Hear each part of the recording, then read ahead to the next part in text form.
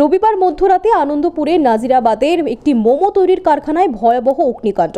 ৩৬ ঘন্টা পর নিয়ন্ত্রণে এসেছে সেই অগ্নিকাণ্ড। যে বিভৎস অগ্নিকাণ্ড ঘটনাটি ঘটেছে সেখানে এখনো পর্যন্ত জানা যাচ্ছে ৮ জন শ্রমিকের মৃত্যু হয়েছে। নিখোঁজ এখনো বহু শ্রমিক। চারিদিকে হাহাকার, কান্না তাদের পরিজনদের। শেষ আরতি ছিল বাঁচাও আমাকে। এই ঘটনায় ঘটনাস্থলে গিয়েছেন দমকল মন্ত্রী সুজিত বসু। ১২টি ইঞ্জিন তারা টানা তৎপরতায় কাজ করেছে আগুন নেভানোর জন্য, কিন্তু সেই কারখানায় ভেতরে মজুদ ছিল বিপুল পরিমাণে দাহ্য বস্তু, যে কারণে আগুন নিয়ন্ত্রণে আনতে অনেক বেশি সময় লেগেছে দমকল কর্মীদের। টানা ৩৬ ঘন্টা পর নিয়ন্ত্রণে এসেছে আগুন। ঝলসানো দেওয়াল, কালো ছাই আর পোড়া গন্ধে ভারী বাতাস। রবিবার সকালে আনন্দপুরে নাজিরাবাদের যে জায়গাটা ছিল কর্মচঞ্চল কারখানা, মঙ্গলবার দুপুরে তা যেন এক ভয়াল জতুগৃহ। অথচ ঠিক কতজনের প্রাণ গিয়েছে ৩৬ ঘন্টা পরেও নিশ্চিত করে বলতে পারছে না প্রশাসন। এই ধ্বংসস্তূপ থেকেই একে একে সামনে আসছে ভয়াবহ অব্যবস্থার ছবি। অগ্নি নির্বাপনের কোনো পরিকাঠামো না থাকা সত্ত্বেও বিপদ জেনেও গোডাউনে রাখা হয়েছিল দাহ্য পদার্থের স্তূপ, এমনই অভিযোগ উঠছে। ফলে প্রশ্ন উঠছে, আদৌ কি কোনোদিন এই গোডাউনের ফায়ার অডিট হয়েছিল? স্থানীয়দের দাবি আরও বিস্ফোরক।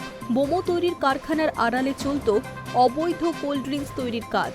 সেই কারণেই প্রচুর দাহ্য পদার্থ মজুত করা হয়েছিল বলে অভিযোগ। এমনকি জলাশয় বুঝিয়ে গড়ে তোলা হয়েছিল গোডাউন। এই অভিযোগও ক্রমশ জোরালো হচ্ছে। সব মিলিয়ে এই জতুগৃহকে কেন্দ্র করে স্পষ্ট হয়ে উঠছে প্রশাসনিক নজরদারির গাফিলতি আর চরম অব্যবস্থা। স্থানীয় সূত্রে জানা যাচ্ছে, রবিবার রাত ১:৩০, চারপাশ নিস্তব্ধ। আচমকাই আগুন লাগে পাশের একটি ডেকোরেটার্স সংস্থার গুদামে। গুদামের গা ঘেঁষেই ছিল মোমো তৈরির কারখানা। মুহূর্তের মধ্যেই আগুন ছড়িয়ে পড়ে সেখানে। দাও দাও করে জ্বলে ওঠে তেল, গ্যাস ও অন্যান্য দাহ্য সামগ্রী। খবর পেয়ে দ্রুত ঘটনাস্থলে পৌঁছয় দমকল। শুরু হয় প্রাণপণ লড়াই, কিন্তু সময় যত গড়ায় আগুন ততই ভয়ঙ্কর হয়ে ওঠে। সোমবার দমকল আধিকারিকেরা স্পষ্ট করে জানিয়েছেন, ওই গোডাউনে কোনো অগ্নি নির্বাপন ব্যবস্থা ছিল না। মঙ্গলবার বেলার দিকে ঘটনাস্থলে পৌঁছন দমকলের ডিজি রণবীর কুমার। নজরদারির অভাব রয়েছে তা স্বীকার করেছেন তিনি। বছর ধরে চলছিল স্যার এটা প্রায় 15 এখানে কি ফায়ারের সমস্ত কিছু মানা হয়েছিল ছিল না। ফায়ার কোনো ক্লিয়ারেন্স নেই, কোনো কমপ্লায়েন্স নেই। মঙ্গলবার ঘটনাস্থলে এসেই সেই কথাই কার্যত স্বীকার করে নেন দমকল মন্ত্রী সুজিত বসু। তার কথায় প্রচুর জায়গায় প্রচুর কারখানা রয়েছে। অনেকে লাইসেন্স নিয়ে করছেন, অনেকে বেআইনিভাবে করছেন। এখনই বলতে পারবো না ওদের কাছে কি কাগজপত্র রয়েছে। যদি বেআইনিভাবে হয়ে থাকে ব্যবস্থা নেওয়া হবে। জলাশয় বুঝিয়ে গোডাউন তৈরির অভিযোগ প্রকাশ্যে অবশ্য পাশ কাটিয়ে যান মন্ত্রী।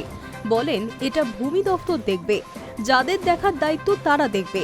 তবে অগ্নি নির্বাপন ব্যবস্থা নিয়ে কোনো রাগঢাক রাখেননি তিনি। সুজিতের সাফ কথা, ডিজির সঙ্গে কথা বলেছি, এখানে অগ্নি নির্বাপক ব্যবস্থার মতো কিছুই ছিল না। আমাদের ফায়ার অডিট হয়, এখানে ফায়ার অডিট হয়েছিল কিনা সেটা তদন্ত করে দেখতে হবে। ফরেনসিক টিম আসবে, এফআইআর হবে, তদন্তও হবে। যে ফায়ারের প্রোটেকশনের জন্য যে সমস্ত জিনিস থাকা দরকার সেগুলো আমরা দেখিন। আমাদের ফায়ার অডিট হয়, ফায়ার অডিট হয় না তা না। এটা আমাকে দেখতে হবে এখানে ফায়ার অডিট হয়েছিল কিনা, এটা আমাদের দেখা দরকার আছে। সেটা এনকোয়ারি করব। এনকোয়ারি আমাদের প্রত্যেকটা কেস হয়, আমাদের সমস্ত জায়গায় ফরেন্সিক হয়, এখানেও সেগুলো হবে, তার ব্যতিক্রম কিছু হবে না।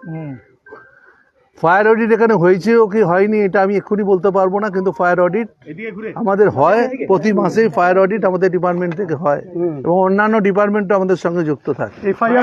এখানে এফআইআর হবে, শুধু তাই না, এনকোয়ারি হবে, এফআইআর হবে এবং অনেক মানুষ সেখানে পাওয়া যাচ্ছে না, তারা লিপিবদ্ধ করেছে আমাদের কাছে, কিছু উদ্ধার হয়েছে।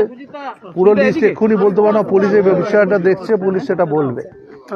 আমাদের তরফ থেকে আমরা বলতে পারি যা যা আইনগত ব্যবস্থা আছে এর বিরুদ্ধে সবকিছু ব্যবস্থা নেওয়া হবে। এটুকু।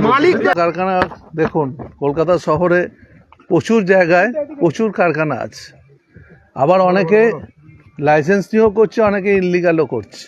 যদি এখানে আমি বলছি যদি ইনলিগালি হয়ে থেকে থাকে, এক্ষুনি তো আমি বলতে পারবো না ওদের কাছে কি কাগজপত্র আছে। যদি কাগজপত্র কিছু ইলিগালি হয়ে থাকে তার জন্য যা ব্যবস্থা নেওয়ার।